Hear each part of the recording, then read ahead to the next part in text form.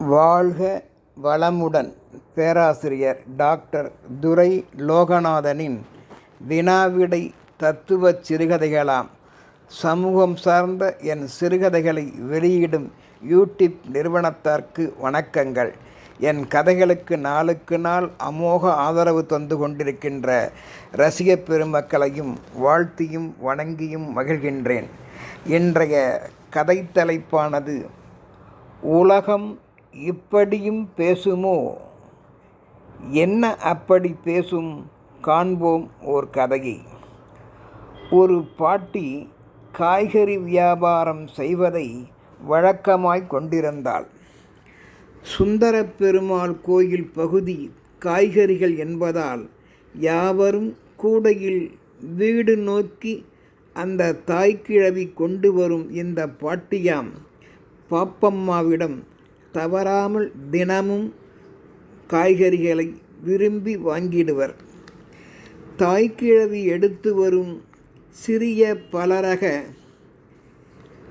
பிஞ்சு கத்திரிக்காய்களுக்கு அமோக வரவேற்பு உண்டு என்பதால் வாரத்தில் பலமுறை எண்ணெய் கத்திரிக்காய், வெண்ணெய் கத்திரிக்காய், மசாலா கத்திரிக்காய் என்று பலரக பேர் வைத்து அந்த காய்க்கு விற்பனையை விரைவில் செய்து முடிப்பாள்.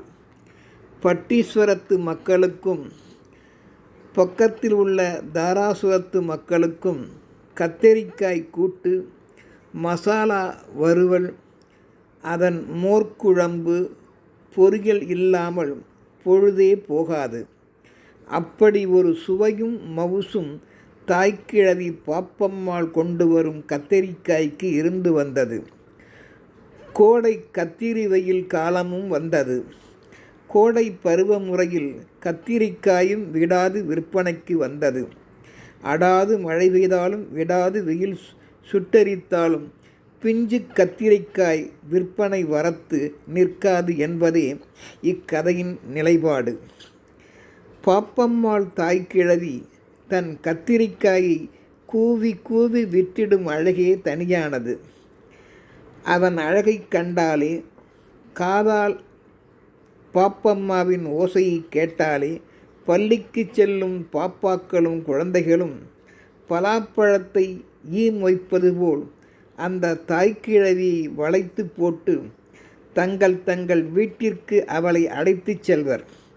குழந்தைகள் மீது அலாதி பிரியம் கொண்ட தாய்க்கிழவியும் குழந்தைகளுக்கு சாக்லேட்டு முதலான இனிப்பு ஐட்டங்களை வாங்கி கொடுத்து அவர்களை ஊக்குவிப்பாள்.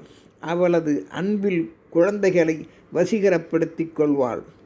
வாடிக்கை பழக்கம் ஒரு முறை வேடிக்கையாகவும் விபரீதமாகவும் மாறிவிட்டது. செல்ல குழந்தைகளுக்கு ஜுரமும் சளியும் இருமலும் பெருகிவிட்டன. கத்திரிக்காய் விற்பனை, அதன் விற்பனை மழை என்பது விடாது பெய்வதால் அதை தொடர்ந்து சாப்பிடுபவர்களுக்கும் உடம்பில் நமைச்சல், ஊறல், அரிப்பு, சிரங்கும் ஏற்பட்டுவிட்டது. அதற்கான காரணத்தை டாக்டர் வழியாக உணர்ந்த ஊர் மக்கள் இந்த பாப்பம்மாளாகிய தாய்க்கிழவி கொண்டு வருவதை குறைத்துவிட்டாலே யாவும் சரியாகிவிடும் என்று முடிவு கட்டினர். அதன் காரணத்தை கிழவியிடம் கூறி பாப்பம்மாவை மிகவும் வருத்தப்படச் செய்தனர். நாம் ஒன்று நினைக்க தெய்வம் ஒன்று இப்படி ஆக்கிவிட்டதே என்றும் நொந்து கொண்டாள். உலகம் இப்படியும் பேசுமோ என்றும் வருந்தினாள். பழக பழக பாலும் புளிக்கும் என்பது போல் ஆகிவிட்டது கிழவியின் கத்தரிக்காய் விற்பனை என்பது. அந்த கிழவி தெருவுக்கு நேரில் போய் விற்கும் வியாபார நிலையும் மந்தமாகிவிட்டது. கிழவியும் ஊர் மக்கள் சொல்படி கேட்டு தன்னை மாற்றிக்கொண்டாள். தன் வியாபார நிலையை வேறு வகையில் பெருக்கிக் கொண்டாள்.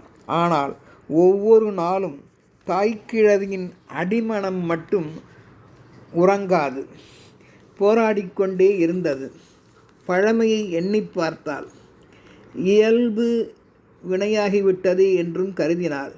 இனிப்பு வகையால், நாம் கொடுத்த சாக்லேட் முதலான இனிப்பு வகையால் தான் அந்த குழந்தைகளுக்கு இயல்பாய் நான் கொடுத்தது காக்காய் உட்கார பனம்பழம் விழுந்த கதை போல் ஆகி நோயும் வந்துவிட்டதே என்று நொந்து கொண்டாள். கத்திரிக்காயை நயமாக மக்களிடம் கூறி விற்பனை செய்ததையும் நினைத்து பார்த்தாள். அந்த கத்திரிக்காயை அவள் எப்படி விற்பாள் தெரியுமா? உடலுக்கு மிகவும் நல்லதுங்க.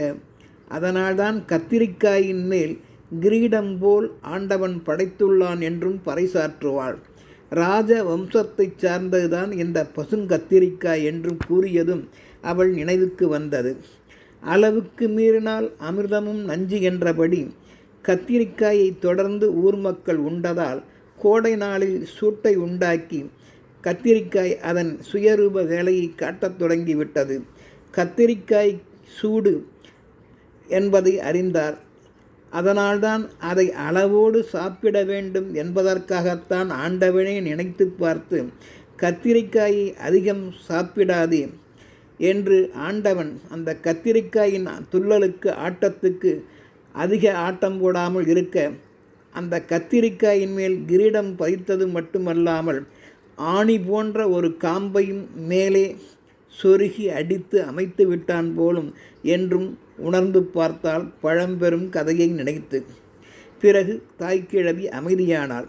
சில வேளைகளில் நாம் எப்படித்தான் இயல்பாய் நடந்து கொள்ளும் எவையும் விபரீதத்தில் போய் முடிவதை உணரலாம் நம் அனுபவத்தால். எனவே இக்கதை வழி நாம் அறிய வேண்டியது, குறைகளையே நாம் காலம் முழுமையும் நினைத்து கொண்டிருக்காமல் நலம் பயக்கும் நற்செயல்களில் மனதை செலுத்தி ஈடுபட்டால் நன்மை பயக்கும் என்பதை உணர்வோம். அதை மீறினால் உன்னால்தான் இந்த விபரீதம் ஏற்பட்டது என்று ஊர் மக்கள் பேசத்தானே செய்வார்கள் என்பதால் மனமாற்றம் ஒன்றே மாறாதது என்பதை அறிதல் வேண்டும்.